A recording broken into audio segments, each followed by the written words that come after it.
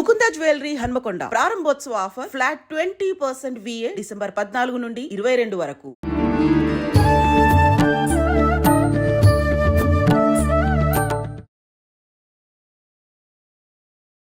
నమస్కారం, welcome to I dream. ధర్మ మార్గం విత్ విజిత కార్యక్రమానికి స్వాగతం.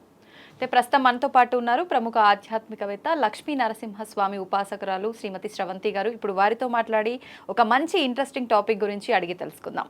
నమస్తే మా. నమస్తే అమ్మా. మనం ఏ పూజ చేసినా ఏ శుభకార్యం చేసినా మొదటగా గణపతిని ఆరాధిస్తుంటాం. తొలి పూజ ఆయనకు చేసిన తర్వాతే మిగతా ఏ పనైనా మొదలు పెడుతుంటాం. ఇది ఒక నమ్మకంగా మనకు అలా అలవాటైపోయింది అంతే. ఇంకా అయితే ప్రత్యేకించి గణపతికి సంబంధించిన ఒక పూజా విధానాన్ని చేసే రోజు అనంటే ప్రతి ఒక్కరూ ప్రతి మాసంలో సంకటహర చతుర్థి అని చెప్పి భావిస్తూ ఉంటారు. అయితే ఆ రోజు ప్రత్యేకంగా గణపతిని ఏ రకంగా ఆరాధించాలి? ముఖ్యంగా మనకి ఇప్పుడు మార్గశిర మాసం, ధనుర్మాసం కూడా స్టార్ట్ అయిపోయింది. ధనుర్మాసంలో వచ్చింది సంకటహర చతుర్థి. మరి ప్రత్యేకమైన విధి విధానాలు ఏమైనా ఉంటాయా? తెలియజేయండి. తప్పకుండా చెప్తాను. మార్గశిర మాసమైన ధనుర్మాసమైనా కూడా ఆధ్యాత్మికంగా మనం కేవలం ఆధ్యాత్మిక ఆలోచనలతో ఉండడానికి అవకాశం ఉంటుంది. ఎందుకంటే ధనుర్మాసం అనేసరికి శూన్యమాసం అని చెప్పి ప్రత్యేకించి మన ఇంట్లో శుభకార్యాలు అవి ఇవి ఏం చేయరు, కానీ ఆధ్యాత్మికంగా అంటే పూజలు చేసుకోవడానికి కానివ్వండి, ఏదైనా మీరు పాశురాలు చదువుకోవడానికి కానివ్వండి, అసలు చదివి దాని అర్థం తెలుసుకోవడానికి ముగ్గులు అయితే చాలా బాగా వేస్తారు. అంటే మనం చూస్తే గనక ఈ నెలంతా కూడా సూర్యుడికి గమనాన్ని కొలమానంగా తీసుకొని ఈ నెల రోజులు మనము సూర్యుడికి కూడా కేటాయించినట్టు అవుతుంది అనమాట. అందుకే మీకు రథం ముగ్గు అవి వేస్తారు లాస్ట్ కి వచ్చేటప్పటికి, సంక్రాంతి అప్పటికి. ఎందుకని ప్రత్యేకించి ముగ్గులకు పెట్టింది పేరు? అది మనం ధనుర్మాసం చెప్పుకుంటాము. అయితే ఇక్కడ మనం చేసేది ఏంటి అని అంటే ఆకర్షణకి సంబంధించిందిగా తీసుకోవచ్చు అనమాట మార్గశిర మాసం. అంటే ఏంటి అని అంటే మీరు మార్గశిర మాసమే నేను అని కృష్ణ పరమాత్మ చెప్పారట.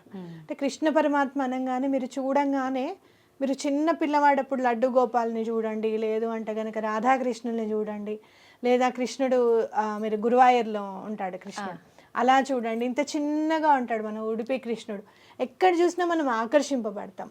స్వామి ఎంత బాగున్నారో, చక్కగా ఉన్నాడు కదా, మన ఇంట్లో పిల్లవాళ్ళలాగా మనం సంతోషపడిపోతూ ఉంటాం. అలా మనని ఎవరైనా సరే మన మాట వినాలి, మన పిల్లలు మన మాట వినాలి, మన భర్త కానీ భార్య కానీ వాళ్ళిద్దరిది ఒక మాట అయి ఉండాలి. అట్లాగే ఇంట్లో ఎక్కడ కూడా గొడవలు జరగకుండా ఉండాలి అని అంటే గనక ఈ రోజు మీరు త్రైలోక్య మోహన కవచం అని ఉంటుంది గణపతిది. త్రైలోక్య మోహన కవచం గణపతి అని కొట్టండి గూగుల్లో, తెలుగు అని కొడితే ఏ లాంగ్వేజ్ అంటే ఆ లాంగ్వేజ్ లో మీకు వచ్చేస్తుంది. త్రైలోక్య మోహన కవచం అనేది ఈ సంకటహర చతుర్థి నాడు గనక చదువుకుంటే ఆ రోజు మొదలుపెట్టి కనీసం 11 రోజులు కానీ 21 రోజులు కానీ లేదా 40 రోజులు చదువుతామని అనుకుంటే గనక వరుసగా కేవలం ఆ ఒక్క రోజు చదివినా కూడా మీకు డిఫరెన్స్ తెలుస్తుంది. అంటే ఎలా మనం ఆకర్షింపబడతాం, మన మాట ఆకర్షింపబడాలి. మనం ఏదైనా చెప్పినప్పుడు పిల్లలు వినడం కానివ్వండి, ఇంట్లో వాళ్ళది ఒక మాట అవనివ్వడం కానివ్వండి, లేదు అంటే గనక ఒక్కొక్కసారి కొన్ని పనులు మాటల వల్ల ఆగిపోతూ ఉంటాయి. అంటే మనం ఏదైనా గట్టిగా మాట్లాడామనుకోండి, అవతల వాళ్ళకి కోపం వచ్చి ఆ పని చేయకుండా ఉంటారు. అవునా కదా? ఇంట్లో అయినా సరే జరుగుతూనే ఉంటాయి. అప్పుడు ఈ త్రైలోక్య మోహన కవచం గణపతిది గనక చదువుకుంటే చాలా మంచిది అని చెప్పుకోవచ్చు. అంటే మధ్యలో ఆగిపోయే పనులు, ఆటంకాలు జరిగే పనులకి ప్రత్యేకించి ఇది ఉపయోగపడుతుంది. సంకటహర చతుర్థి అంటేనే సంకటాలన్నీ కూడా నిర్మూలింపజేసేది, హరింపజేసేది. అసలు మనకి ఏ పనైనా కూడా ఆగిపోతుందండి, మేము మొదలు పెడుతుంటే ఆగిపోతుందండి. అసలు సంకటహర చతుర్థి చేసుకున్నామంటే కూడా మాకు అవ్వట్లేదు, ముందుకు వెళ్ళడం లేదు అని అనుకున్నప్పుడు మీరు ఏం చేస్తారంటే రేపు చేసుకుంటాను అట్లా ఇట్లా అని ఏం అనుకోకండి, మామూలుగా ఉండండి.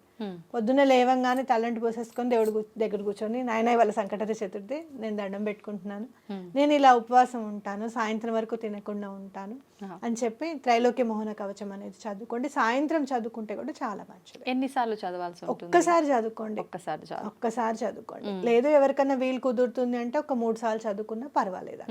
అయితే ఈ విధానాన్ని చాలా మంది వ్రతంలా కూడా ఆచరిస్తారని చెప్పి అంటుంటారు, అది ఎలా ఉంటుంది? వ్రతము అని అంటే సంకటహర చతుర్థి ఖచ్చితంగా సంవత్సరం పాటు చేయాల్సిందే. మీరు శ్రావణ మాసంలో చేసుకోవచ్చు, కార్తీక మాసంలో మొదలు పెట్టుకోవచ్చు. మార్గశిర ఈ మార్గశిర మాసం మాత్రం చేసేసుకొని మీరు మళ్ళీ జనవరిలో కూడా చేసుకోండి. మొదలు పెడతాము అనేది మాఘమాసం నుంచి మొదలు పెడతాం కంటిన్యూగా అని అనుకోండి. అంటే ఏదన్నా పనులు అసలు టోటల్గా ఆగిపోయి అసలు పూజ చేయడానికి కూడా అవ్వట్లేదండి, మేము అనుకుంటే చాలు అవాంతరం వచ్చేస్తుందండి అని అనుకున్నప్పుడు కొన్ని సందర్భాలు ఎలా ఉంటాయో తెలుసా, పొద్దున్నే లేద్దాము ఇంకా పూజ చేసేసుకుందాం అన్నప్పుడు ఆ రోజు బోర్ పాడవుతుంది. అవును అవును, వాడు రావాలి, బాగు చేయాలి, నీళ్లు రావాలి, ఇదంతా వీటిల్లోనే ఉండిపోతాం. అవును, అట్లాంటి సందర్భాలు ఎవరో ఒకళ్ళకి ఎదురవుతూనే ఉంటాయి.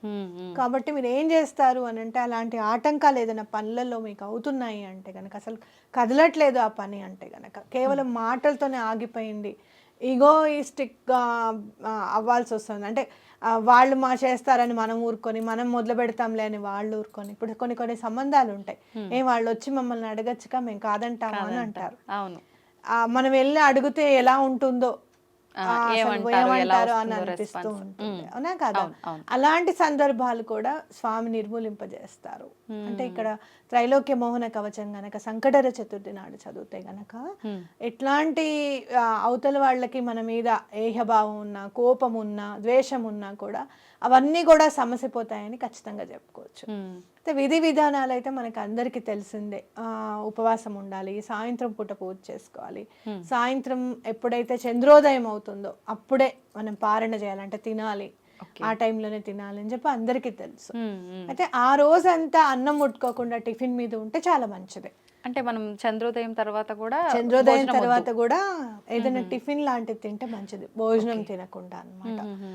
లేదు అలా కాదండి మాకు కుదరదు అన్నప్పుడు భోజనం చేసినా ఏం పర్వాలేదు. ఒకవేళ ఏమన్నా అంటే మందులు వేసుకుంటే కానీ ముందుకెళ్ళలేము అండి, తప్పనిసరి మందులు అయితే వాడాలి అని చెప్పి అనుకుంటే గనక అన్నం తినకుండా ఉండి పూజ చేసుకుంటే చాలా మంచిది. అలాగే సంకటహర చతుర్థి నాడు బెల్లం నైవేద్యం పెడితే చాలా మంచిది. బెల్లం ఎప్పుడు పెట్టినా ఒకటి కాకుండా రెండోది కూడా పెట్టండి.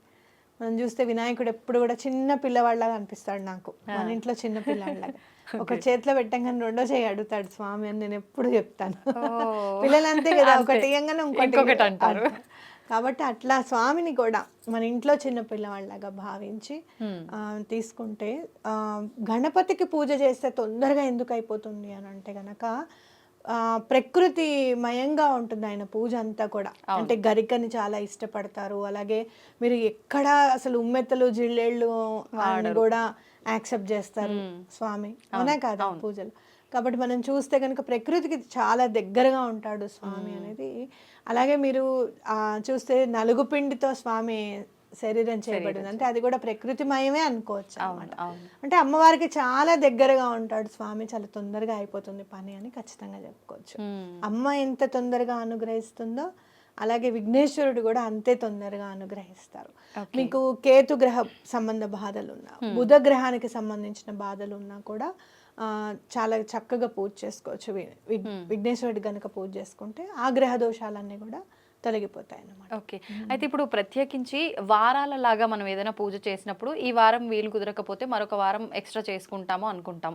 ఇప్పుడు సంకటహర చతుర్థి అనేసరికి నెలలో ఒకసారి చేసుకుంటాము, ఈ నెల కుదరలేదు అంటే నార్మల్గా చేసుకునే వాళ్ళకి, లెక్కలు సంకల్పం లేని వాళ్ళకైతే పర్వాలేదు వదిలేసినా అనుకుంటారు. ఇప్పుడు మీరు అన్నట్టుగా సంవత్సరం లాగా చేయాల్సింది అనుకున్న వాళ్ళు ఒకవేళ ఏదైనా ఆ నెలలో కుదరకపోతే ఒక నెల పెంచుకునే అవకాశం ఉందంటారా? చేసుకోవచ్చు, తప్పేం లేదు. అయితే కొంతమంది అంటారు మనకు ఈ రోజు అలా కుదరని పక్షంలో ఆడవారికి ఎప్పుడైతే మనం స్నానం అయిపోతుందో 5 రోజులు ఆ తర్వాత రోజుని ఆ రోజుగా భావించి చేసుకోవచ్చు, అదే ఫలితం వస్తుంది అని చెప్పి అని అంటారు. అలా లెక్కలోకి వస్తుంది అంటారా? పూజకి ఎప్పుడు ఉన్నా కూడా తిథి వార నక్షత్రాలు అనేది చాలా ఇంపార్టెంట్. మీరు అన్నది మేనిఫెస్టేషన్ లో ఉపయోగించుకోవచ్చు.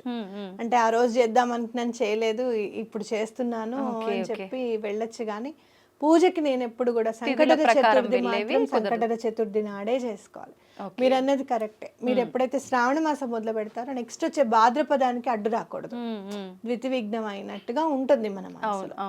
అట్లా రాకుండా చూసుకోండి. ఎప్పుడన్నా మధ్యలో ఒక నెల అప్పుడు గనక కార్తీక మాసంలోనో మార్గశిర మాసంలోనో మీకు అడ్డొచ్చిందని అనుకోండి, పూజ చేసే వాళ్ళకి అడ్డొస్తే గనక మళ్ళీ వచ్చే మార్గశీర్ష మాసంలో అది కంప్లీట్ అయ్యేటట్టుగా చూసుకోవచ్చు.